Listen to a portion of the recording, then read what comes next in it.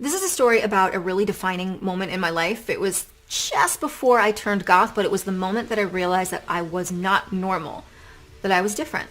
And it took me dating my very last normie guy to help facilitate a moment that would change the entire course of my life forever. Now, I was weird my whole life. I was a weird kid. I was a weird preteen. I was a weird adult, but I didn't know that until much later. I just thought that the other kids were mean. I was extroverted and I wanted to associate with my peers, and it was not through lack of trying, but it was through their lack of wanting anything to do with me. And I'd always been relegated to the lowest possible rung of social society, and I never quite understood why. And every time I opened my mouth, kids would look at me like I was nuts. And I didn't understand it. So I was born and raised on the cusp of Queens. I went to school in Long Island, but I went and got pizza 2 blocks away in Queens, so it's debatable as to where the heck I grew up.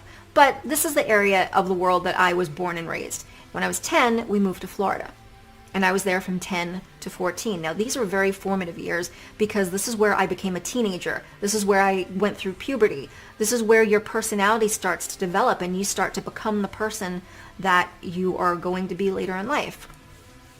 So I started junior high school there. And hoping for a kind of fresh start, it wasn't any different because I was still seen as peculiar, as abnormal, and I didn't understand why. I didn't have any of the defining features that would make me stand out in such a way to make me a social outcast. I didn't have these big, thick glasses that made my eyes look massive. I didn't have braces that were so huge that my mouth couldn't close. I didn't have an obsession with bugs to the point where it dominated my personality and I wore bug-themed clothes all the time.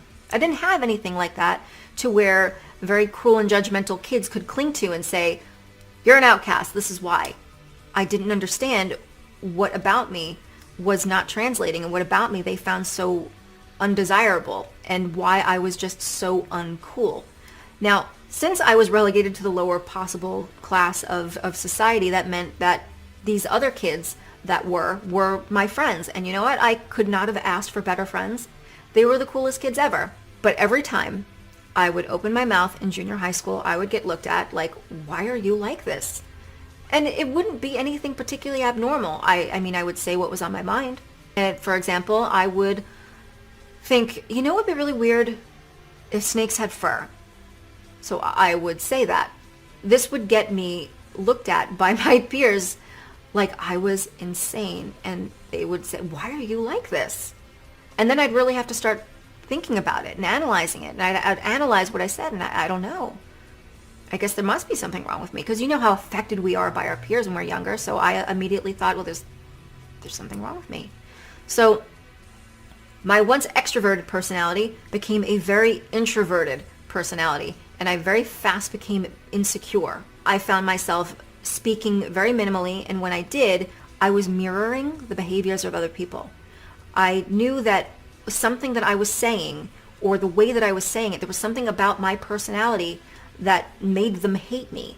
So therefore, in order for them to like me, to be deemed normal, I needed to mirror their behavior. And I became very inauthentic, but it didn't work. Because it was either my weirdness shone through, or it made my weirdness worse, or it's one of those things where the moment you're branded something in school, it sticks with you for life. Beginning to think it was that one. So I turned 14, and my parents decide that they want to leave Florida now. They want to move back to New York. So we did. We moved back to New York, and it was a particularly nerve-wracking time because I not only was going to be starting school in a new state, but I was starting high school. This was going to be my very first year of high school. Now, I'm a person who was very introverted and also very insecure, and I didn't like to be the center of attention at all. And being the new kid at a new school in a new state, that's a big spotlight that I did not want. So literally, the day that we're moving in, up comes the girl from across the street. Her name was Dawn, the very first person I met when I moved to New York to welcome me to the neighborhood. And I found out that she did not want to come over at all, but her mother forced her. She's like, "Damn it, Dawn, you're going to go there. They have a daughter your age. You go say hello." She didn't want to come because I was what was deemed by 90 standards a fluff. And what a fluff was a term used to describe very, I guess, high maintenance girls or normal girls who wore makeup, did their hair, dressed up, and that kind of thing. And Dawn was what I had associated with a headbanger, but she quickly corrected me and said, no, I'm a freak. And I said, cool. Something that I noticed almost instantaneously from being around Dawn is that I wasn't guarded, and I wasn't finding myself wanting to censor the things that I wanted to say, which after my experience in junior high school, I naturally was very guarded, and I would censor myself to the point where I wasn't really saying much of anything at all. And when I did, it wasn't what I wanted to say, out of a fear of being judged and deemed awkward or weird or peculiar. And I wasn't doing any of those things because she was saying and doing and behaving in the ways that I wanted to. And it felt very natural and very normal, and I felt that guard come down. And she was very extroverted in a sense where, being a freak, anything normal as a teenager, they would scream and kind of dramatically throw themselves to the floor in the face of, like, for example, her mother would show her like a picture of New Kids on the Block or something, and she would throw her hands over her face and go, oh my God, it burns my eyes, and throw herself to the floor. And I was both shocked and exhilarated. I was like, wow, yeah, it does burn. And I quickly came to the realization that, maybe the reason that I was always so discounted and treated in the way that I was because of my personality wasn't because there's anything wrong with me. It's because I was a New Yorker. Here I am, I'm a New Yorker. I was in Florida. I was just a fish out of water. They didn't understand me. They didn't get my personality because I wasn't in my natural environment. The reason that I understand her so well and the reason that I feel so comfortable is because she's a New Yorker too. Things are going to be great. So she asks me if I want to go to this club called The Shop.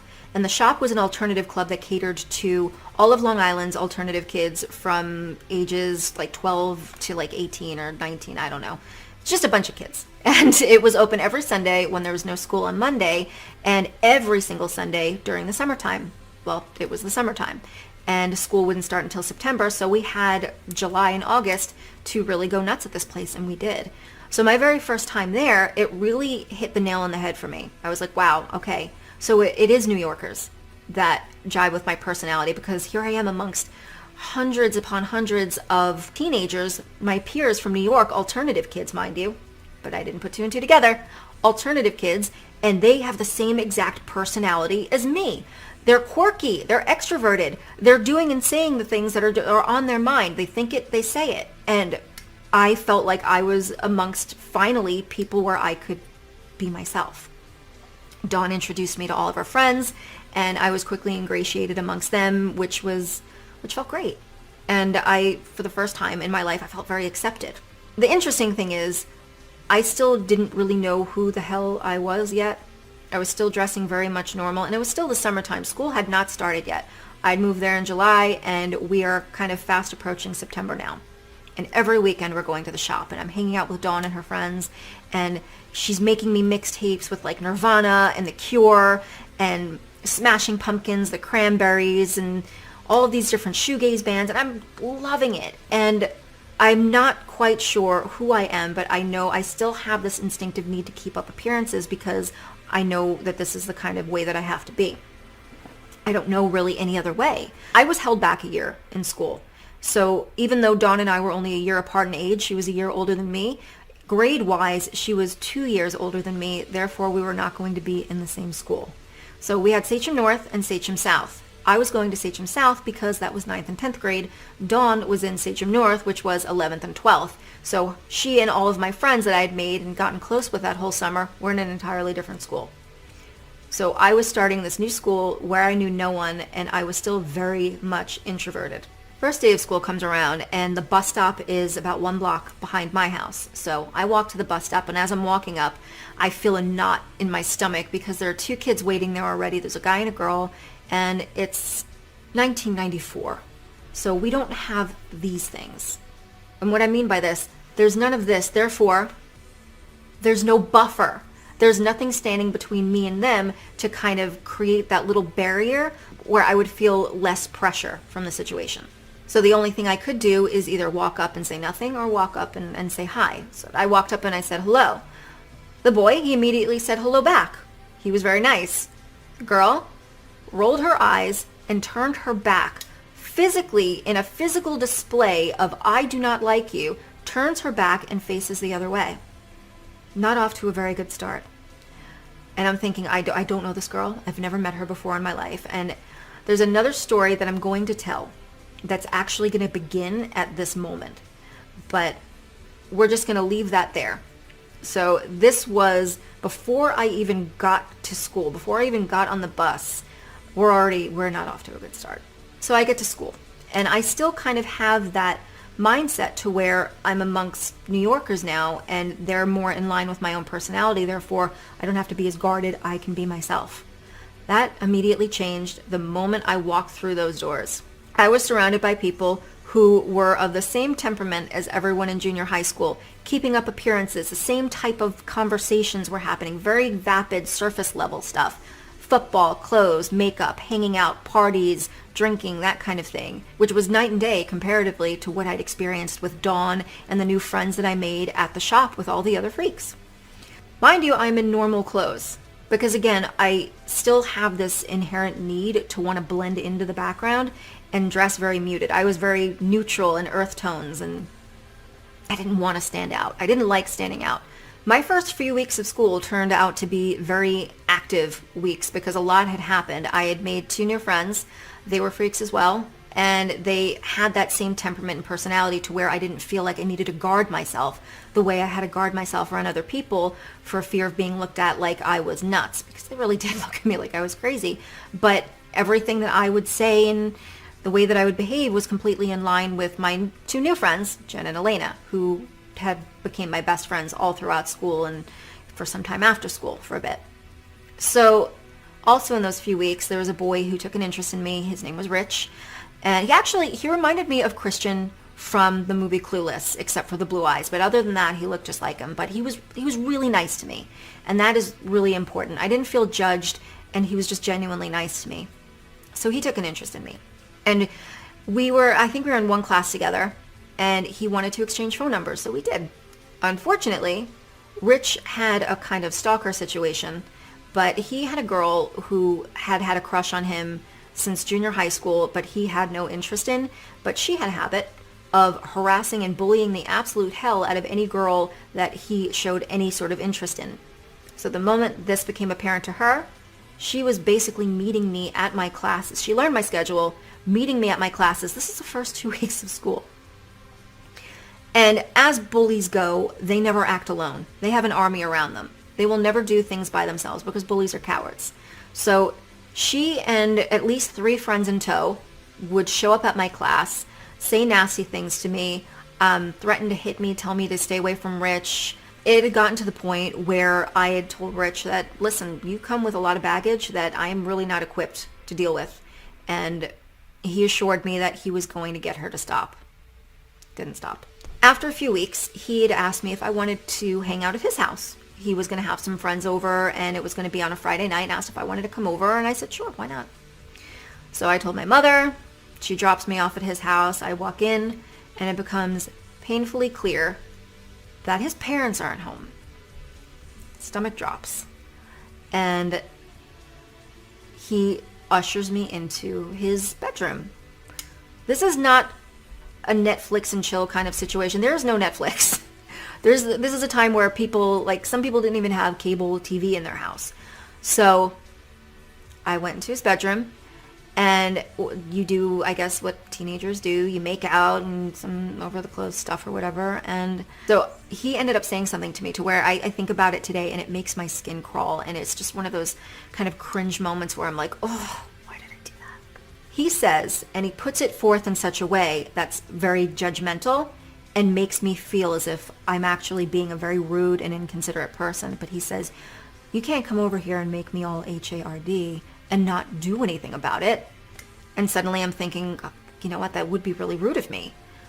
And I didn't want him to not like me. I didn't want him to hate me. I didn't want him to be mad at me. I didn't want him to go to school and say, this girl's a tease. She came to my house, and so stupid me did it. And almost immediately after, we hear a door open in the living room, and he freaks out and he's like, "It's my mother. She's home. Get in the closet now." So I'm like, hearts in my throat. I'm setting myself to rights. I run to his closet, and I'm kind of trying to, situate myself. And I realize I can see out of my peripherals that I'm surrounded on three sides by what appears to be cave writing. So when I look, I can see that floor to ceiling, I'm looking at girls' names and telephone numbers. Hundreds of them. And I'm instantly hit with that, what the hell did I just do feeling? And I'm feeling instant regret. So I'm in there for maybe no more than 5 minutes, and then he comes back in and says, "Okay, you have to leave through my window. I'll be outside waiting for you, and we're going to go up the road. My friend lives on this street. He's my best friend, and I really want you to meet his mom. His mom is one of the coolest people, and I introduce all my girlfriends to her." Really not what I needed to hear. I jump out the window, and I meet him outside, and we go to his friend's house. Go to his friend's house, and actually the guy's mom is really, really nice. And I'm in this situation where I'm blocking again. I'm shielding. I'm very, very guarded, and I'm very cautious about the things that I'm saying because I don't want to seem like I'm weird. And I'm sure that behavior probably made me seem a lot weirder in hindsight, because when you're trying to hold it in, it probably makes you seem 10 times worse. But I called my mother, had her pick me up from his house and said, we're at another friend's house just down the street. You can pick me up here. And she did. So the bullying with the other girl it never stopped. And it got to the point where I just decided that I needed to get her alone. So I learned her bus route, and I found out exactly what bus stop she got off at. And I had my mom bring me there, and I waited for her to get off the bus because it needed to be handled one-on-one. That was it. Because when she is with her friends, she's got all of these balls, but I need to get her by herself and really hash it out. Like, either you tell me what the deal is, we work it out now, and you knock it off, or I'm kicking the shit out of you. Not a route I recommend that you go, but you have to bear in mind I'm 14 at the time. So I wait at her bus stop, and she never gets off because word got around of what I was doing. She never got on her bus, and she had her mom come pick her up from school because she knew that I was waiting there. So it never actually got squashed. Seemed like so much had happened, but that was just 1 month of school in the bag. First month done and dusted, and then October comes around, and my birthday is the first week of October, so I had all of my friends come over for a birthday party, and all my friends are the freaks. And when I am around them, I'm myself. I'm my true self. I'm not guarded. I'm not censoring myself. I'm just being myself. And Rich is also there. And I can see that it's made him visibly uncomfortable. And I had suddenly felt really judged, like the judgment that I would face in school from my peers by the kids who would immediately recoil or have something to say the moment I opened my mouth. That had forced me into being practically an introverted mute. So from that point on, things got a little bit weird, and I had confided in some friends that it's really clear that I was just being used physically because he's not interested in my personality. And I told them about the night in the closet with all the phone numbers on the wall. And as it's high school and as kids are 14 years old, there is no loyalty. And things get around, and they get around fast. So I went to school on Monday, and I remember the exact wing of the hallway that I was walking down of the school. And I swear that it's like this was planned and everyone knew but me. Walking down the hall, and kids are parting like the seas, and they're all looking at me, and I'm like, what the fuck is going on? And here comes Rich walking down the middle, and he goes, "Yo." And it took me aback. I was like, okay, well, that's a demeanor shift. I'm like, "Hi."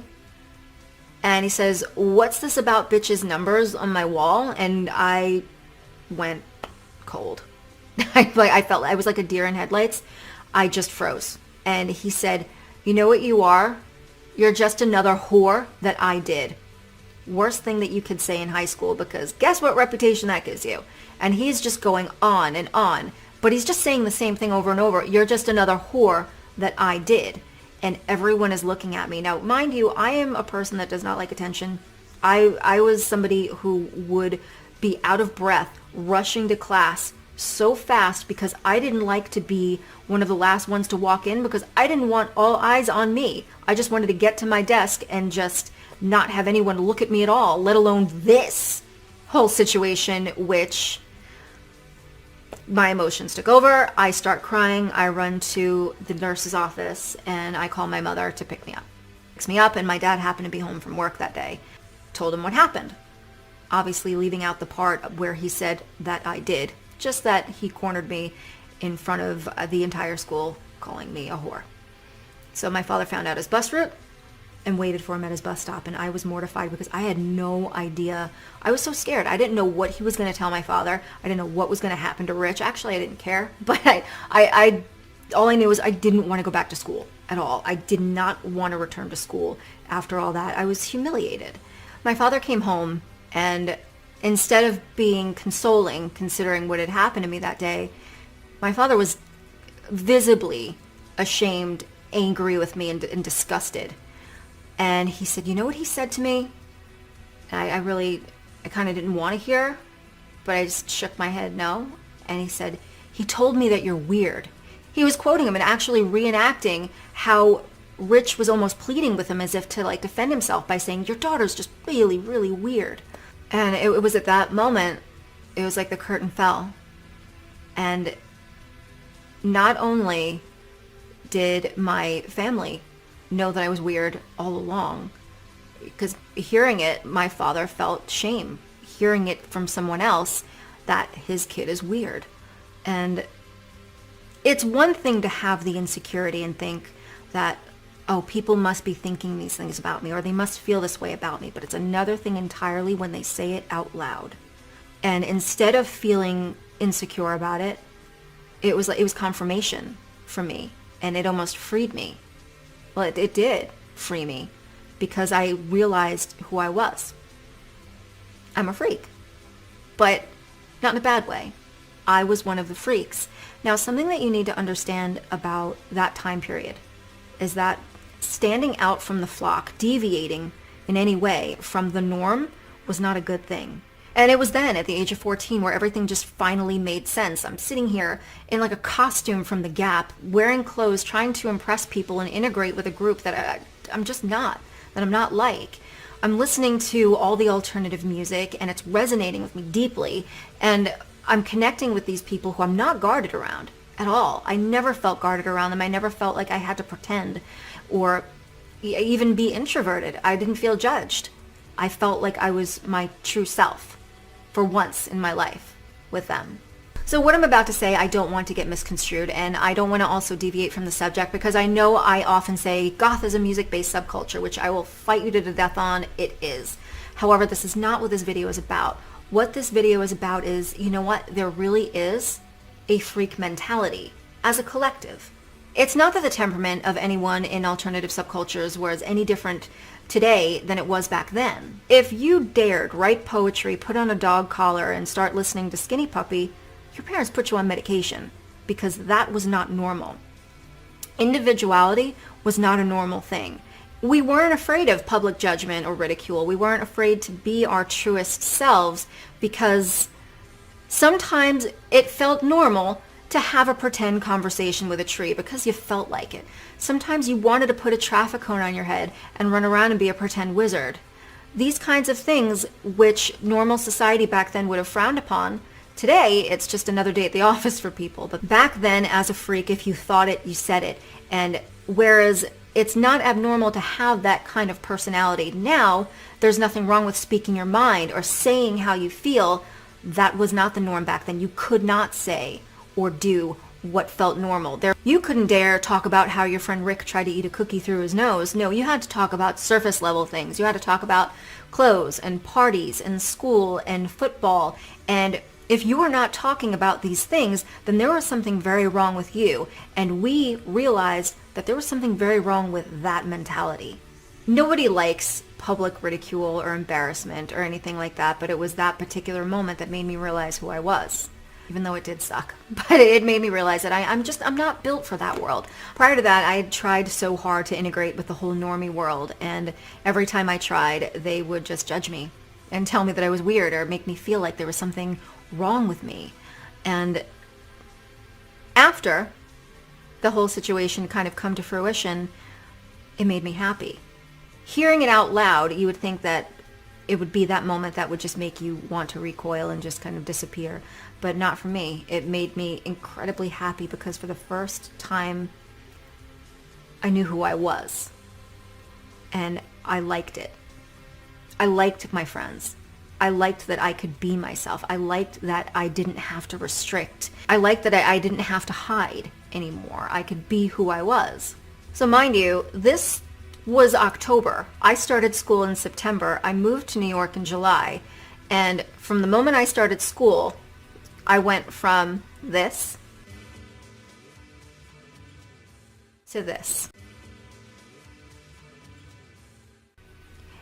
And for the first time, I felt safe being myself. I didn't have to hide anymore. I was amongst my people, and I never looked back. And then a month after that, I went to my first goth club, and then it was all over.